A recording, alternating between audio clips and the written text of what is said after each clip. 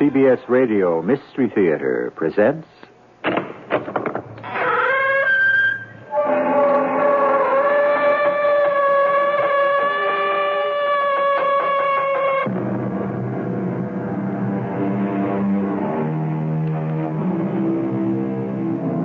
Come in. Welcome. I'm E.G. Marshall. I go to seek on many roads what is to be, true heart and strong, with love to light. Will they not bear me in the fight to order, shun, or wield, or mold my destiny? Destiny that waits for all of us. But is it cast forever for all of us in frozen letters of stone, or does it change? Can each of us change it? Yes, sir. You're looking at the strongest, most secure vault in the state of Arkansas. Is that a fact, sir? The safest, most burglar-proof. You ever heard of Jimmy Valentine? Jimmy Valentine? No. Well, he's only the most famous safecracker in the whole United States. Well, I'll bet you even he couldn't break in. You know, sir, I'm tempted to take that bet. Well, how could we know that Jimmy Valentine had come down here to try to crack this vault? He might. He might. If you asked him to.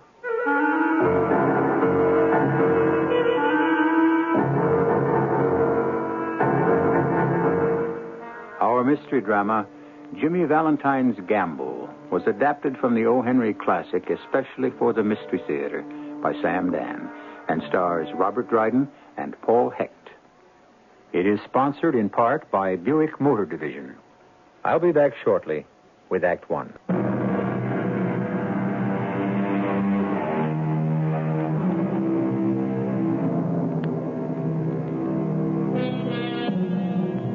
This is a story by William Sidney Porter, or, if you prefer, O. Henry. Everything and everyone was grist to his mill. The basic theme of his life was once expressed by a Roman poet named Terence, who said, "I am a man. Nothing human is alien to me." And no human being was ever alien to O. Henry either. Emaciated shop girls, overfed society dowagers, millionaires, cops, clerks, anyone, everyone. If you had the breath of life, you were one of O. Henry's people.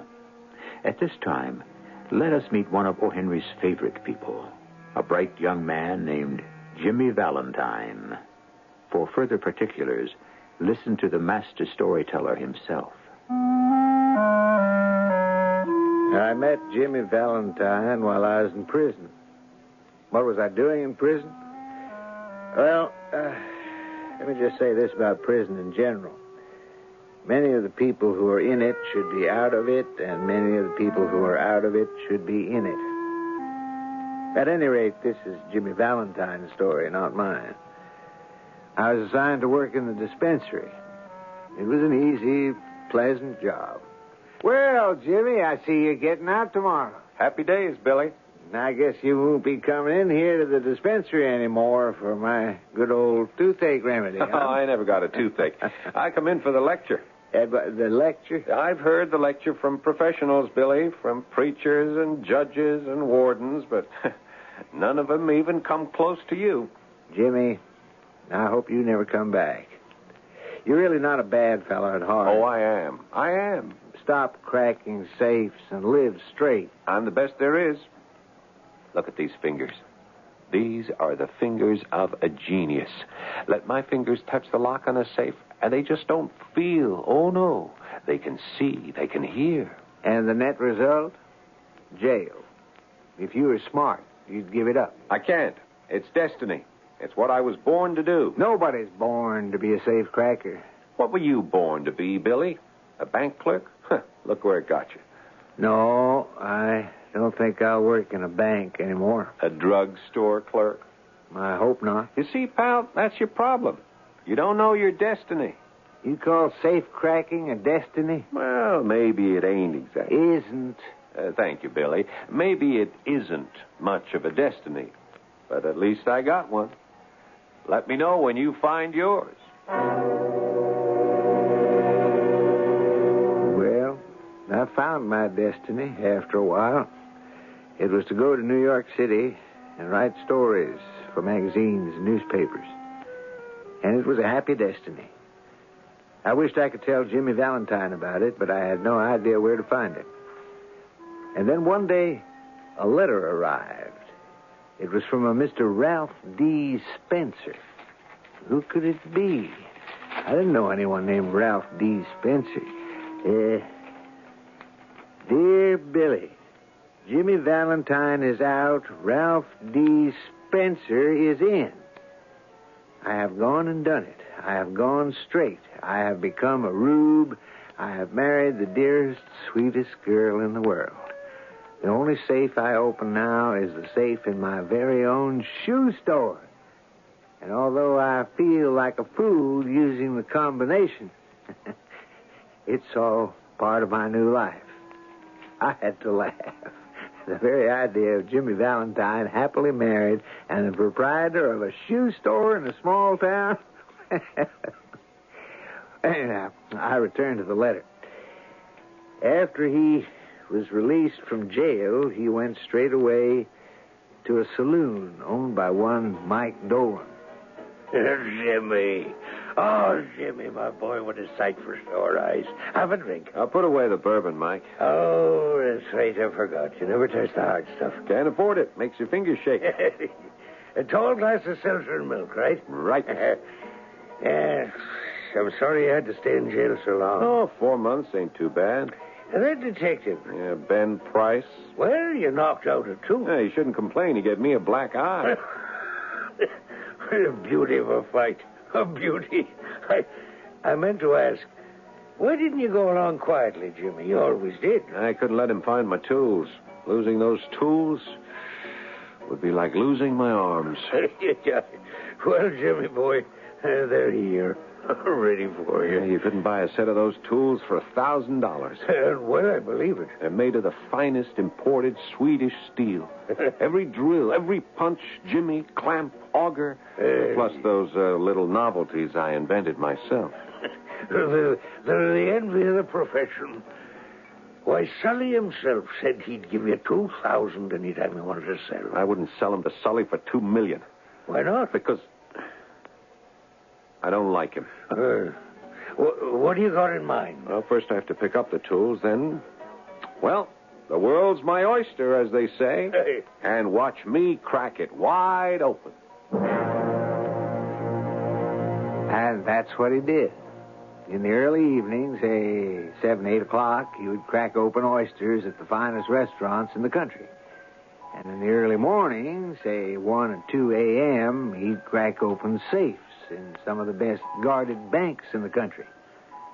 Jimmy always needed that challenge. Now, he mentioned the name Ben Price just before and identified him as a detective. Ben worked for one of the largest insurance companies in the world. I tell you, it's Valentine, Mr. Powell. Valentine? It has to be. Dandy Jimmy Valentine. It's as if he left his signature. Yeah, he is just out of jail, Price. He may have learned his lesson. Yeah, I'll tell you the lesson he learned.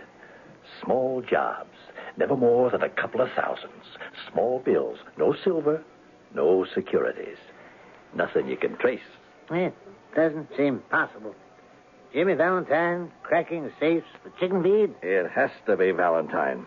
Look at this combination knob. Jerked out as easy as pulling up a radish in wet weather. He's got the only clamps that can do it. And how clean those tumblers were punched out. He never has to drill more than one hole. Supposing it is Valentine. No supposing. He's my man. And how do you propose to get him? I'll get him. And he'll do his full bit. I'll chase him the length and breadth of these here entire United States. Can you get him, Price? This time, can you get him? And make it stick? I've got to get him. After all, he owes me a tooth. Of course, Jimmy wasn't privy to this particular conversation, but he did know that the thief catchers had been roused against him, especially Ben Price. But Jimmy depended on his luck. Long jumps, quick getaways, a taste for good society. Oh, he was a hard man to find. Well, on this particular afternoon, Jimmy got off the train at a town called Elmore, somewhere in the blackjack country of Arkansas. Elmore, of course, had a bank, an interesting bank. And so Jimmy, looking like a nice young traveling salesman, walked down the sidewalk and turned into the hotel. Anyone here? Hello? All right, I hear you. No peace, no quiet, no rest here below. Well, sir, what can I do for you? I was thinking of engaging a room. Engage in? Well, all right. Private bath? Yeah. We don't have one. Bath is down the hall. I'll take it. Without even asking how much. Well, you look like a fair and a reasonable woman. Stop pulling Agatha's hair! Them two should have been born boys, more blamed trouble. A room's $1 a day. Fine. I'll get Boy to carry up your bags. Jefferson? No, thanks. The bags are sort of heavy. Just as well. He's probably off sleeping somewheres anyhow. Mind signing the register? Oh, certainly. Ralph D. Spencer. Hey, we got some Spencers over Frog Holler. Would you be kin? No, not that I know of. Just as well. Wouldn't let you have the room if you were. It's the most shiftless, no-account tribe. Well, Mercy's my name. Magnolia Sue Mercy. Agatha! You quit trying to choke my Ellen! You planning to stay with us long? Well, that depends. On what? On the situation. Well, supper's served at 6 o'clock. Fried chicken, yams, black-eyed peas, greens, apple pie, and ice cream and coffee. Only 25 cents a day extra. Save you a place at the table? Well, I've always been a spendthrift. I'll have the drumsticks. That's 10 cents extra. Agatha! Don't you dare hit me, Ellen, on the head with that hammer! Once Jimmy had settled in at Mrs. Mercy's hotel, he decided to have a leisurely stroll down to the bank. Preparation. Painstaking, advanced preparation. That was the story of Jimmy Valentine's success. No general ever planned a military campaign more carefully. And so, bold as brass, Jimmy walked into the bank and asked to see the president.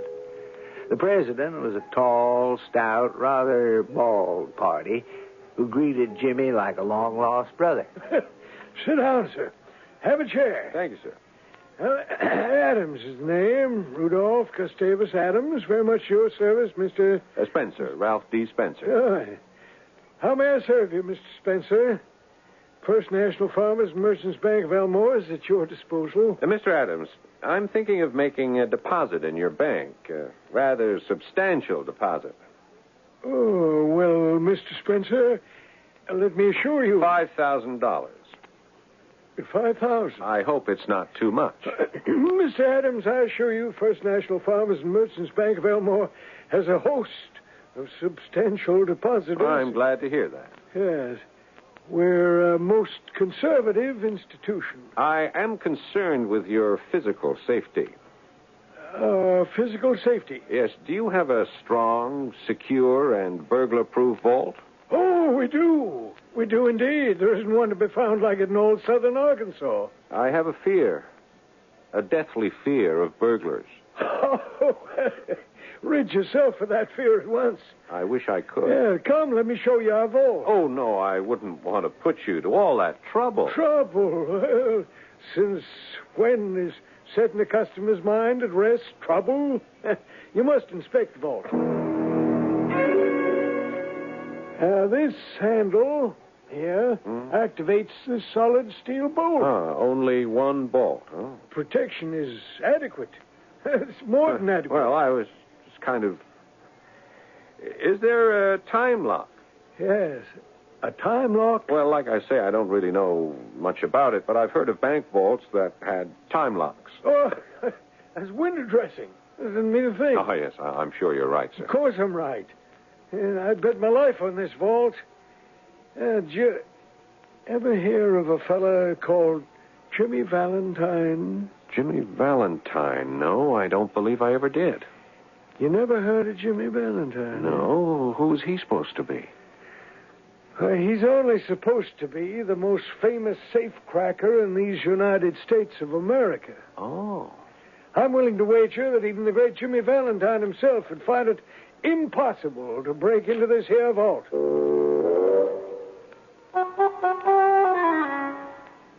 Well, now, what a thing to say in front of our Jimmy.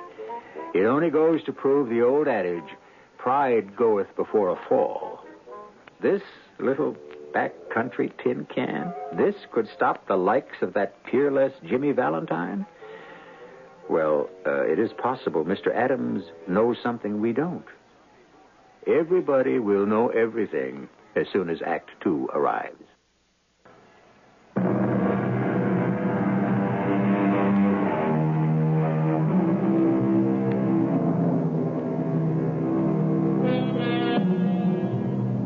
Dandy dapper Jimmy Valentine, the most celebrated safecracker of the age, is, as we say, casing a bank in Elmore, Arkansas.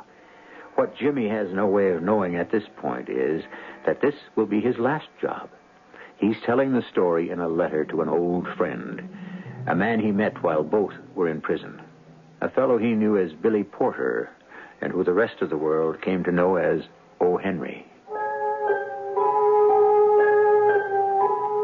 Well, Jimmy's letter went on, the rube couldn't show me enough. Cracking this vault would be like taking candy from a very small baby. Billy, I was almost ashamed to do it, but it'd be painless and fast. Anyhow, we go back to his office, and he's got a look on his face like the cat that just ate the canary. Poor sucker. Doesn't he know he's the canary? Mr. Adams, I am impressed. I knew you would be. I have such a feeling of safety. Yes. Well, then, you will open an account with us? I won't rest easy till my money's deposited inside your vault. No, sir, it's the only place for me. You won't regret it. I'll telegraph my bank in Little Rock to transfer my money here first thing in the morning. Oh, Papa, I didn't know you were busy. Oh, come in, my dear.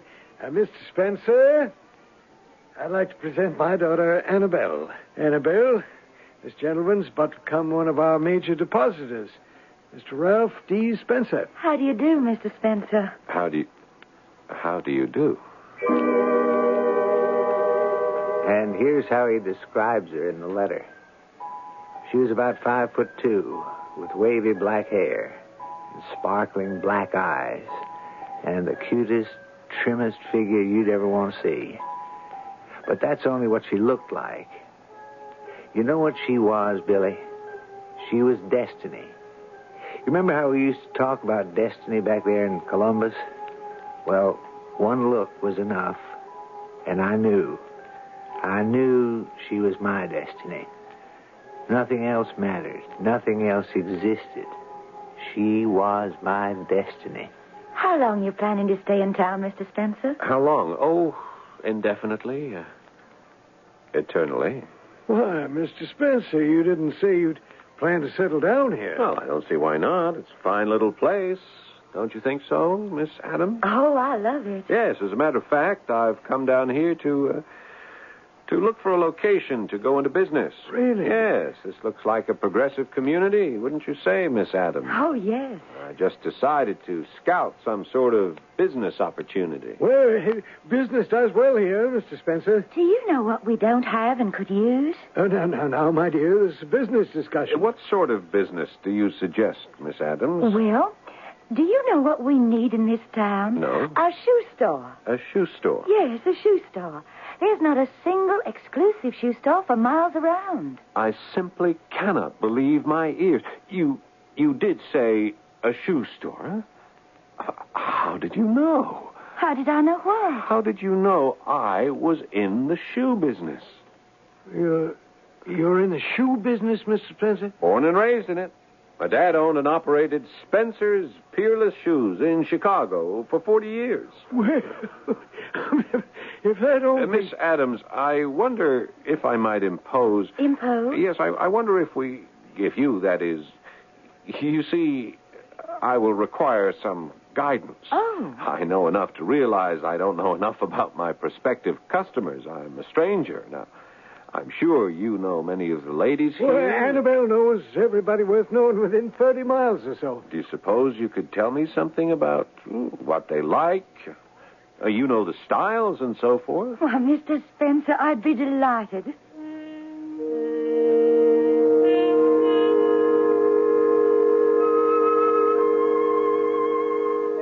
Now, let me see if I remember. Miss Brown likes a high heel. Mrs. Dawson is partial to... Mr. Spencer, Yes? there's no need to carry this charade further. Charade? You, Mr. Spencer, are a fraud. Why do you say that? A cheerful fraud and a charming fraud, but a fraud. How can you say that? You don't know anything about the shoe business, do you? No. Then why did you say so? I wanted an excuse to get you alone. For what purpose? Miss Adams, I intend to marry you. Oh, we just met. Well, that's a good answer. What do you mean? It's better than a lot of other answers, like impossible, or I happen to be engaged, or I wouldn't marry you if you were the last man on earth. Nothing's impossible, and I happen not to be engaged. And if you were the last man on earth, I'd be a fool to turn you down. Then there's hope. You are what is known, I believe, as a fast worker. And that's because life is so short. No. Life is long enough to do things properly, orderly. Oh, I'm all for that. What are you going to do about the shoe business? Go into it. Even though you know nothing about it? Oh, I don't know anything about any legitimate business at all, but I can learn. Do you know something? I believe you can. I have a little capital left to me by my grandfather. What business was he in? He sold Bibles. A most commendable calling. Yes. Now, about the other thing. What other thing? Our getting married. Oh, well, time will tell. What will time tell? How you really feel about that. I already know. Do you? I'm not sure. Why? You're something new in Elmore, Mr. Spencer. Ralph. That's new for Elmore, too. A lady does not call a gentleman by his first name the first day she's met him. Why did you come here? Well, I'm tired of the big cities. I'm tired of the pace, the pressure, the competition. The real things of life I'm missing there. The real things of life? And what are they, Mr. Spencer? Oh, friendships. There are no friendships in the city? Well, then maybe there are. You can find friendship and love and everything else in the city, but there's no time to enjoy them. Your life just seems to run away from you. You have nothing to show for it. And that's why you came to Elmore? Well, I didn't know about Elmore, but I was looking for a place like it. And when the train stopped here, I said to myself, why travel further? You found it. Oh, are you sure? Positive. Why don't you try it for a while? I'm going to try it for the rest of my life. You enjoy an apple more when you take small bites. Just try it for a while.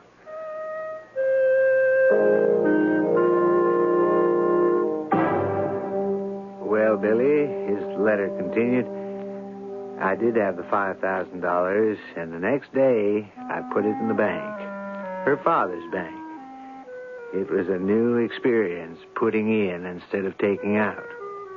But all of a sudden, my life was full of new experiences. I'd opened a shoe store, and I'd become not just a shoe clerk, but a merchant. Can you tie that? After 3 months, I was even invited to join the Elmore Big Boosters Club. Gentlemen, I am honored to become a member of this civic-minded, progressive organization.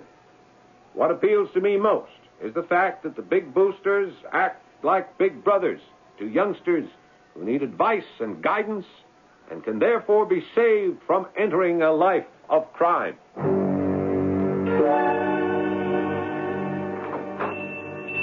Ah, yes, ma'am. What may I sell you today? Oh, Jimmy, I heard your speech was wonderful. Well... Papa told me. And when you spoke about saving youngsters from a life of crime, well, everyone was in tears. Well, I may have laid it on a little thick. Oh, no, Jimmy. Everyone could tell you spoke from the heart. I'd like to remind you of something. Yes? It's been 6 months. The day we met, I asked you to marry me, remember? I remember. And you said, Mr. City Slicker. Oh, I said no such thing. Well, you meant it. You said, Mr. City Slicker, try our ways here for a while and then ask me again. Well, I've tried it. And? Well, I've built a business. I've become part of the town. Part of this very small town. Yes, and I love it. Jimmy. I want to stay here for the rest of my life. With you. Jimmy, I love you. Well, Billy, that's destiny. And you should take my advice and try it for yourself. We decided to get married right away. But first, I had something to do.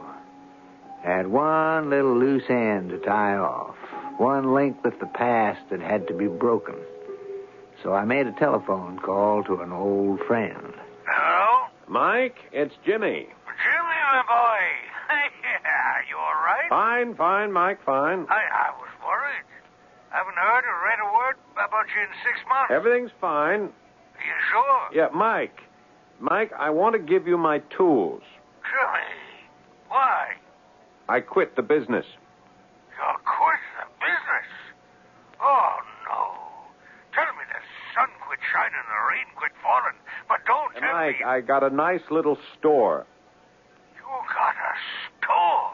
A little shoe store. Oh, no, Jimmy. And next week I'm going to marry the finest girl on earth. She's an angel, Mike. She loves me. Jimmy Valentine, married? The only life, Mike, is the straight one.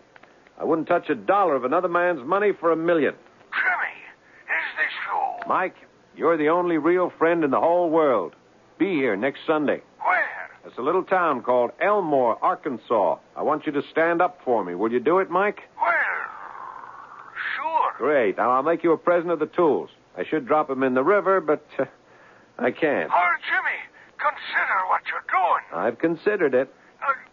Can you be sure it ain't just a passing fancy? No, Mike, it's the real thing. Will you stand up for me next Sunday? Yes, but promise me you'll think it over, really think it over. After all, the good book says, can a leopard change his spots? That's a question that's puzzled the pundits since time began. Isn't it true that a man must cling to his essential nature? Yes. But what is a man's essential nature? All his life, Jimmy Valentine has been a thief. For the past 6 months, he's been honest and reputable. Which is the real Jimmy Valentine? You know you have to wait for the third act to get the answer. But you won't have to wait long.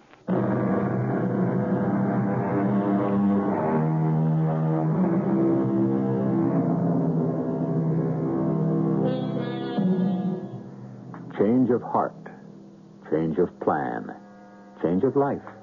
In midstream, in mid-career, a man suddenly reverses course. He sees a light. Once there was a man named Saul who lived in Tarsus who saw a light. A staid Parisian businessman named Gauguin saw another light. Now a young man named Jimmy Valentine has also seen a light. We know what that light is.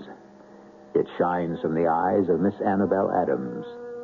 He's telling it all in a letter to an old friend, Bill Porter. Billy, could any man be happier? Did any man have the right to be so happy? My wedding day was less than a week off. Soon it'd be Sunday. I'd marry the finest girl in the world. And my best friend would be there to stand up for me. A man who'd been almost like a father to me. I was walking on air. Let's see. It was Thursday morning, and I was about to leave my boarding house for the store. Good morning, Mrs. Mercy. Well, you look happy enough for a man who's about to take the deep plunge into the unknown. I'm so happy even you can't spoil it for me. Morning, Ralph. Oh, Mr. Adams, good morning. Morning, Mr. Adams. Mrs. Mercy, what a weekend is going to be for the Adams family. Sunday, my beautiful Annabelle gets married to the finest gentleman in the state of Arkansas, Mr. Ralph D. Spencer here. And Saturday, go ahead, somebody ask me what happens on Saturday. What happens on Saturday? Only the best kept secret in town. That's what happens on Saturday. Ah. Well, what is the best-kept secret in town, Mr. Adams? Well, only fitting and proper that you should ask, Ralph, my boy, since you're the man responsible. Me? Think back, Ralph. Think back. The very first day you walked into the bank, you said you wanted to inspect the vault. Yes, I remember. Well, sir, then and there, I could have died of shame. Why? Looked like a good, strong vault. Oh, to you, because you knew nothing about 'em.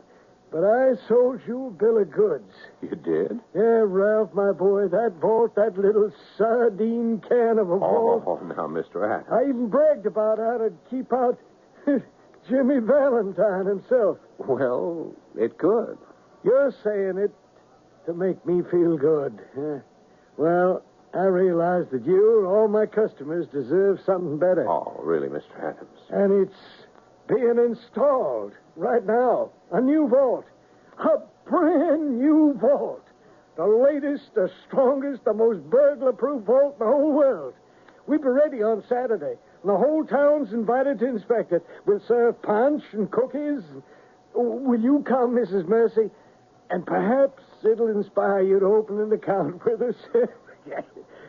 Say you'll come. Well, I'll come for the punch and cookies. I can't promise anything else.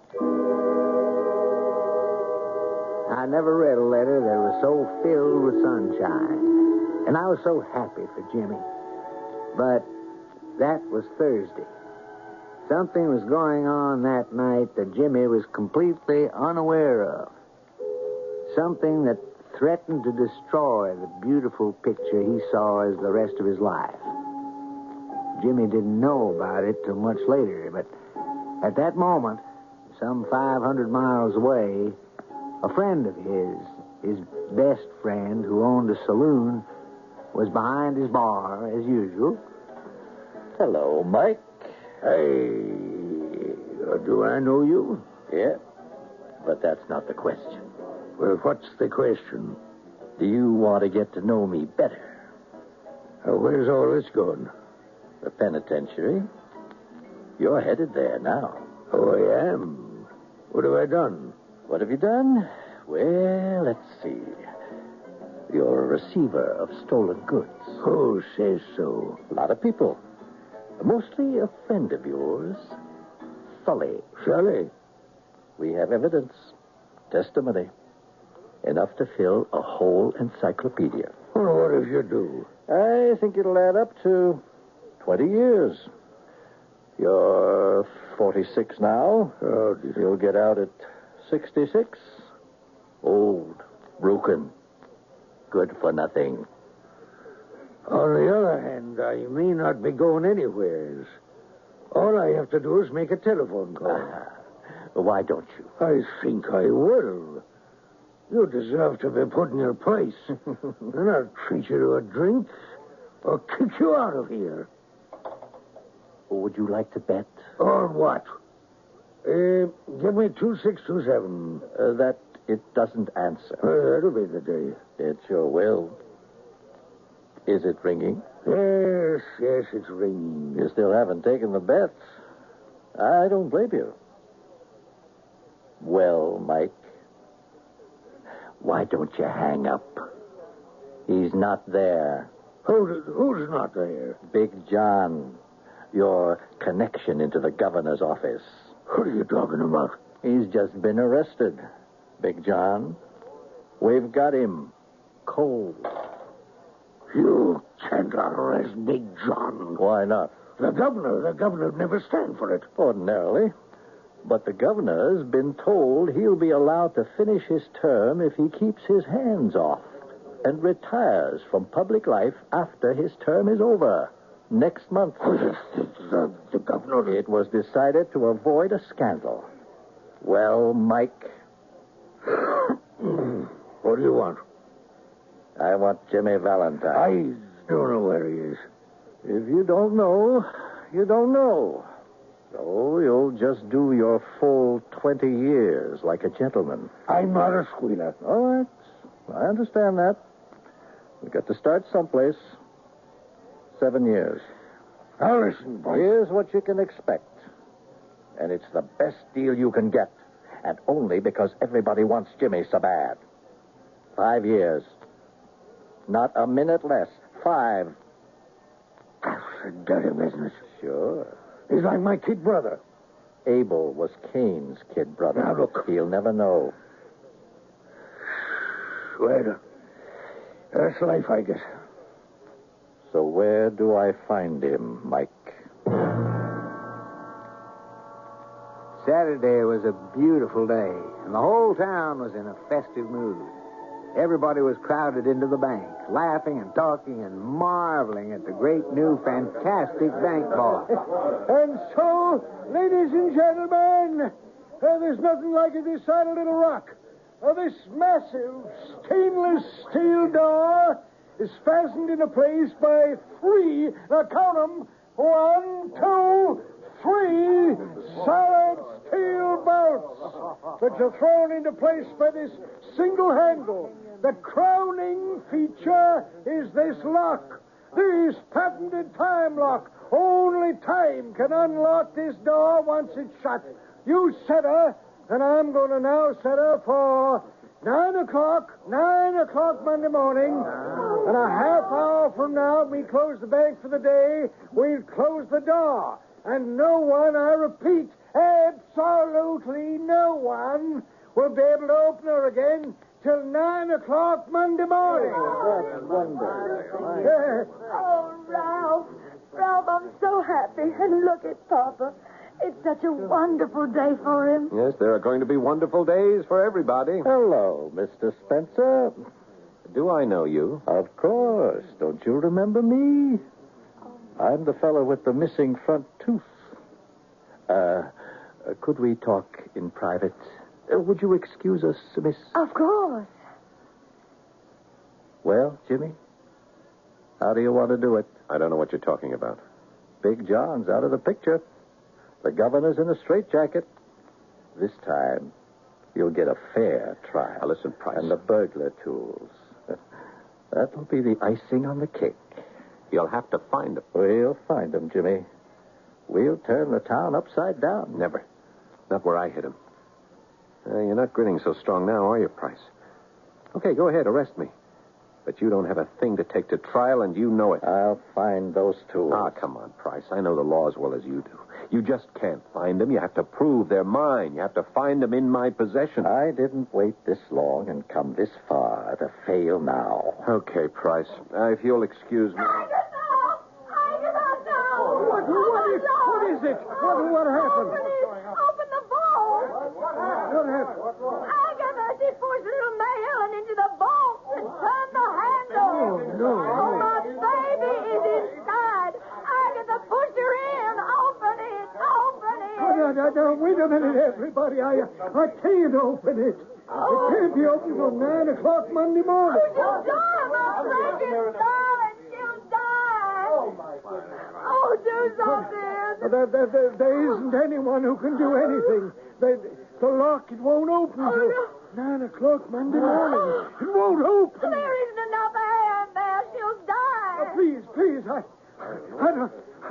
don't know what to do. Ralph? Oh, Ralph, is there anything that can be done? If anyone can think of something, you can. I don't know. Oh, Ralph, think of something. You're not like anyone else. You're smarter. But how can Oh, darling, if someone doesn't think of something, that little girl will die. She will, won't she? Yes, she will. And no one can save her. I see that now. No one. Mr. Adams, ask everyone to leave the bank. We're having a celebration. Oh, Papa. Ralph, it's affected his mind. It'll be all right. The little girl will be all right. Now, I want to borrow your buckboard, and I shall be right back.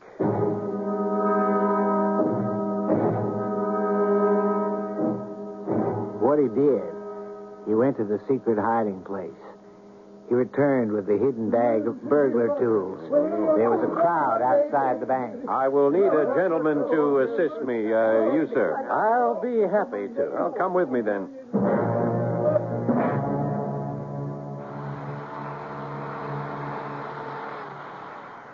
So, that's how it it's done. On a slight angle, which is why it needs only the one hole.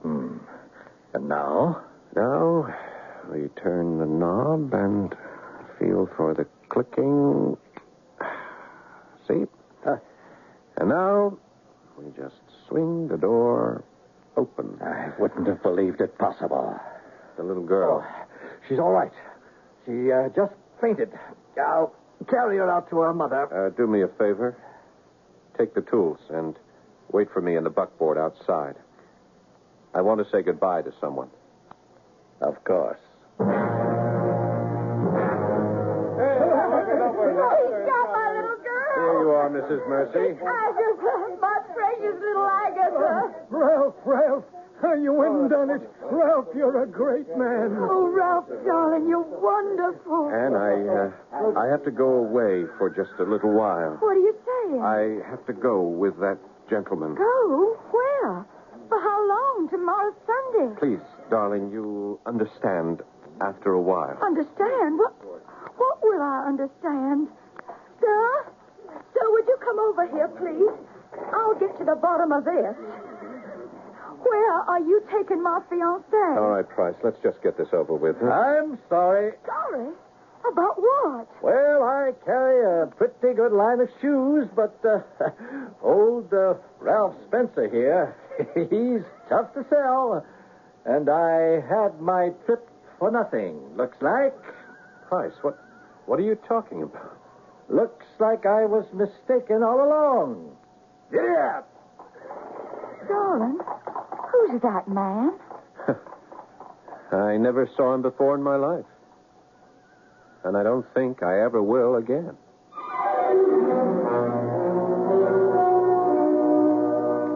And he didn't, because Detective Ben Price wasn't going to travel all the way back to Elmore, Arkansas to buy a pair of shoes. Now, don't you travel even so much as an inch, because I intend to return in just a few short minutes.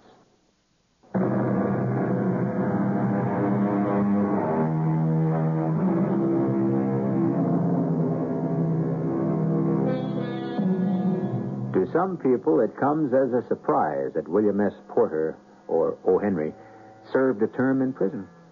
Well, actually, he didn't really deserve it. He was working in a bank that was run in a very relaxed manner, and the missing sum was under $1,000. It was never definitely established that he was the one responsible. But, nevertheless, he went to prison. Our cast included Robert Dryden, Paul Hecht, Catherine Byers, Court Benson, and Ken Harvey. The entire production was under the direction of Himan Brown. And now, a preview of our next tale. It's a homunculus. A what? A homunculus? Don't you know what a homunculus is? No, should I? A homunculus, my dear old friend, is a small artificial man. Like a dwarf. A mannequin. But made by man. The creation of a homunculus is as old as alchemy. It's an ancient art. And this is what you're working on? Creating a homunculus? Of course. Only my homunculus will be possessed of magic powers. This little man, I think he will be no more than 2 feet tall, perhaps less. But he will have the power to rule the world, which is precisely what I intend he should do. This is E.G. Marshall inviting you to return to our Mystery Theater for another adventure in the macabre. Until next time, pleasant dreams.